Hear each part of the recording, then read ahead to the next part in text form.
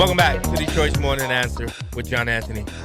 You know, Sean Diddy Combs, he built a billion-dollar brand on luxury, fame, and influence.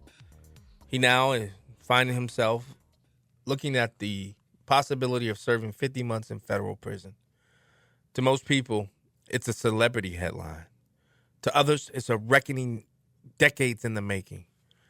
The deeper question is not what he did, but what his fall exposes about power, justice, and the corruption of conscience in America. Joining me is John Deaton, a trial attorney, cancer survivor, and father of 3 daughters who rose from generational poverty right here in Highland Park, Michigan, to the federal courtroom. His story is one of survival and conviction. But today, his insight into law, truth, and moral accountability cuts through the noise surrounding this case. John, welcome back to Detroit's Morning Answer. Thanks for having me, John. Always a pleasure to be with you, my friend. Yes, sir. Now, John, this isn't just about a celebrity conviction.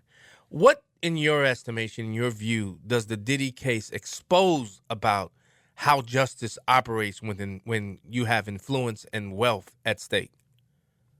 Well, look, it's not just about a celebrity downfall. You know, it's about accountability, fairness, and how our criminal justice system handles power. And listen, Sean Diddy Combs got away with abhorrent behavior. Now, that's one thing in your privacy of your bedroom, I guess. But when you do the things that he did, a lot of times they think they can get away with it. And this is an example of someone very powerful, like you said, a billionaire who thought he was above the law, who now is going to sit in prison for, a little over 4 years. And so I think it sends a strong message that we all can be held accountable. You know, as I look at the charges, he was charged with racketeering conspiracy under RICO, sex trafficking by force, fraud, or coercion. And he also was charged with transportation to engage in prostitution. What exactly was he charged with, and how were they not able to make the RICO case? Well, a lot of people thought that Sean Diddy was overcharged. They were basically using RICO the way they did to bring down the mafia. When this was a case of just a really bad guy, and that a lot of people were critical that they were extending the charges, too far. And listen, I think the jury got it right. And I think the case is a good example that sometimes we get it right. The jury actually acquitted him of the more serious charges, which really comes down to sex trafficking charges and the racketeering charges that you mentioned, John. And he was found guilty of basically transporting women across state lines for prostitution, which, is a less egregious under the law charge as actually, racketeering and sex trafficking. And so the judge, however, was able to consider some of that behavior that he was found technically not guilty of in the sentencing phase. Diddy's lawyers wanted 1 year sentence. The prosecution wanted 14, and the judge gave basically a little over 4 years.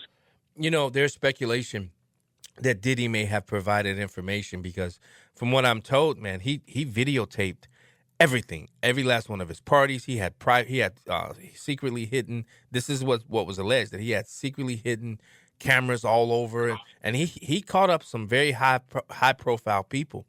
Do you think that he provided any information in exchange for leniency?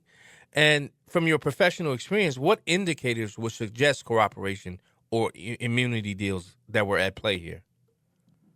Well, I think that they gave some immunity to some of the earlier witnesses. Now, it sounds a lot like the Epstein stuff, doesn't it? Yeah, a guy, except this is a celebrity, and he had some of the biggest names. I mean, he had, presidents that hung out with Sean Diddy Combs. And so we're going to see, if we don't see any charges in the next 3 months or arrest, then maybe that's just speculation. But I would assume that if there really was a deal cut and he's going to provide, his own testimony for someone else, then we're going to see a high-profile charge in the next 3 months. But John Deaton, didn't this case kind of fly by? I mean, it just seemed like it was expedited, and what I think that leads to the conspiracy theories that are out there, because you brought up Epstein. The same thing with Epstein. He had a lot of high-profile people, and now it appears as if the government is protecting those people.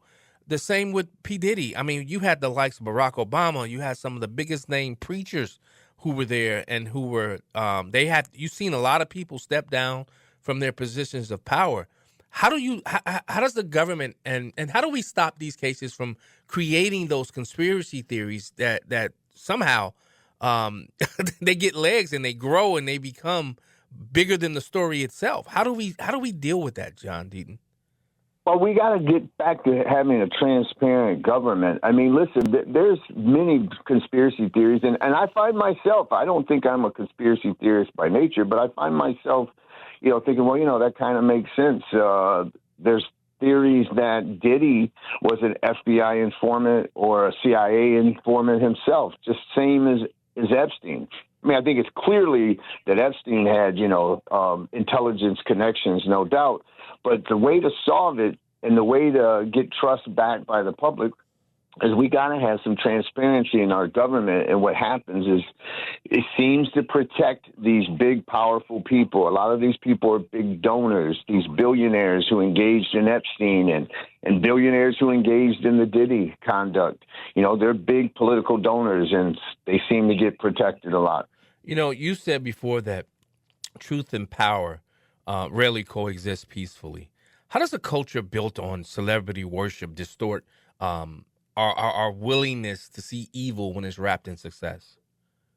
Well, I think what we need to do is start showing true celebrities. The true celebrities that we should be celebrating are the single moms out there that, like my mother that raised me, and fathers who are out there, providing for their families, coaching their softball, their daughters or their kids' games, and get away from this obsession of sex and drugs and powerful people, and get back to celebrating ordinary people who do the extraordinary things every day. John, we often talk about redemption after public downfalls.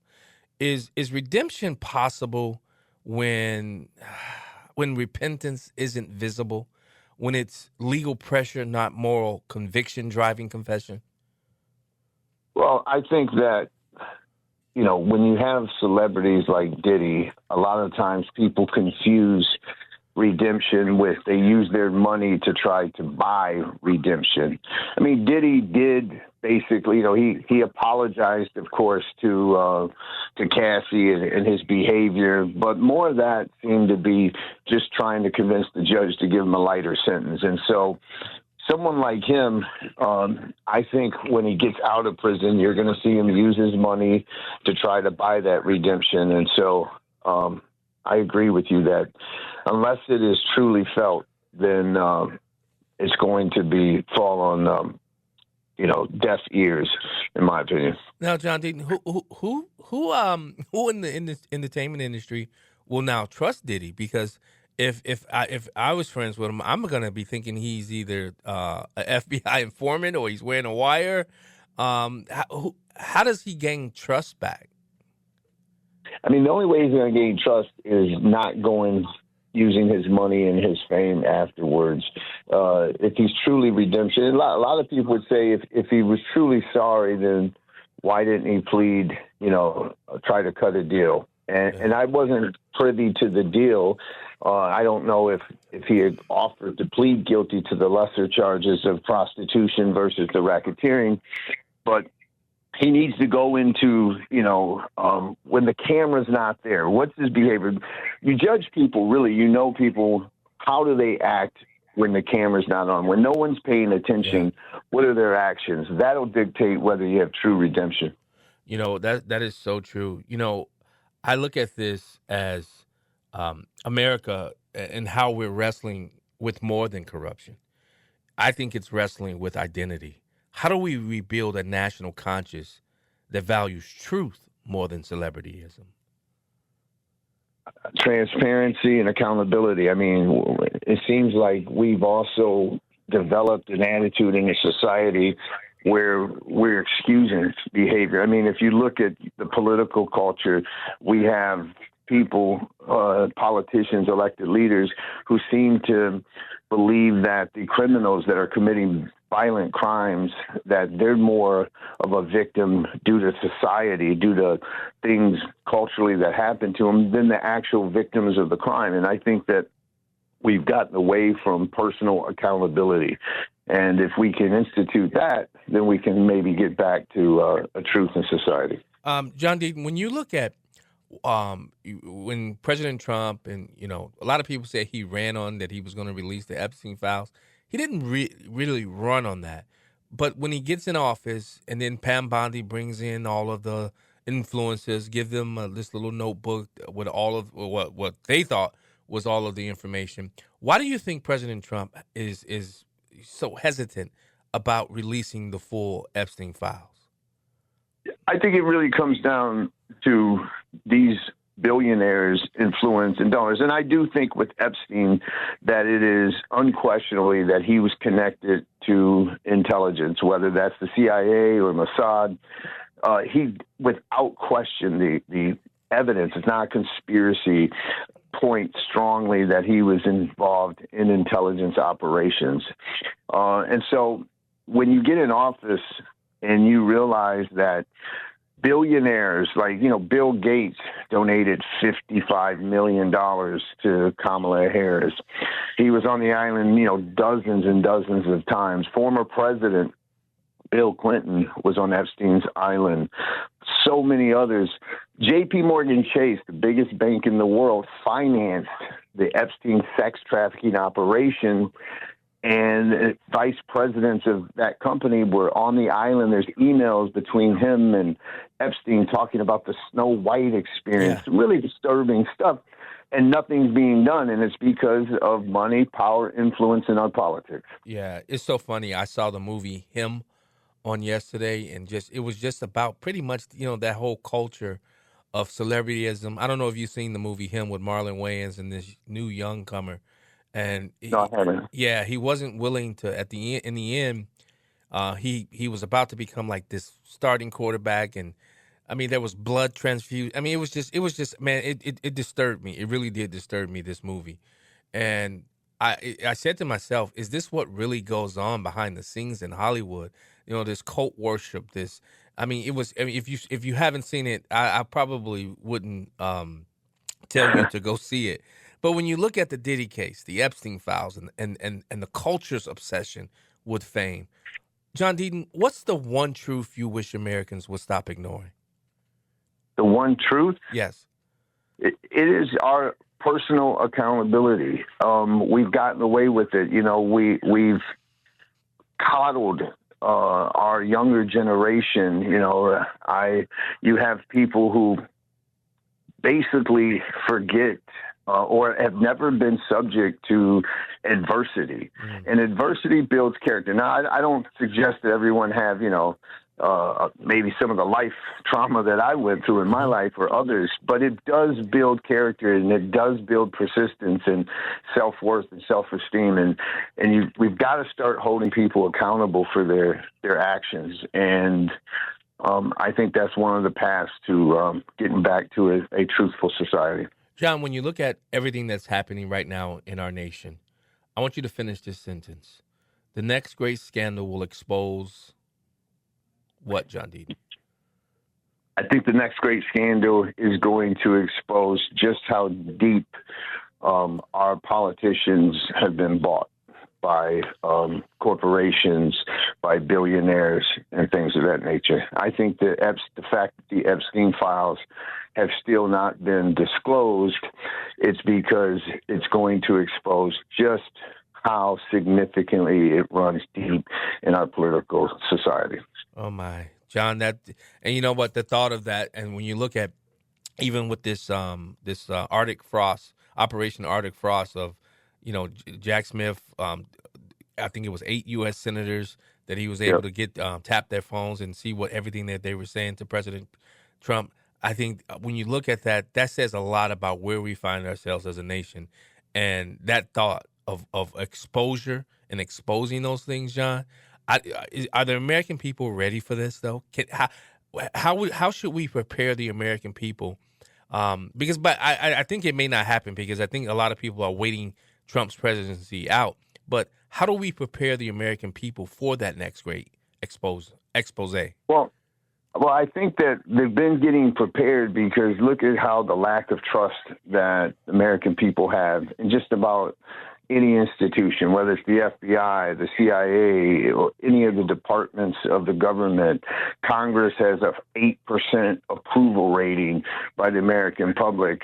But look, it's a great question you asked, John. I mean, think about the John F. Kennedy assassination. Yeah.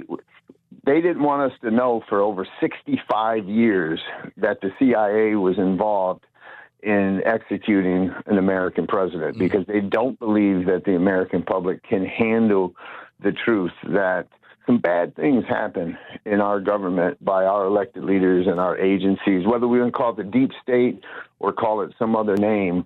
I don't think they think the American people are ready, but I think we're ready because we have to sometimes tear it down to rebuild it.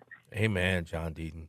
John Deaton, a man who understands both the fight for justice and the resilience required to survive it. A trial attorney, cancer survivor, father of 3 daughters, and lifelong advocate for the underrepresented. Thanks so much for joining us today on Detroit's Morning Answer.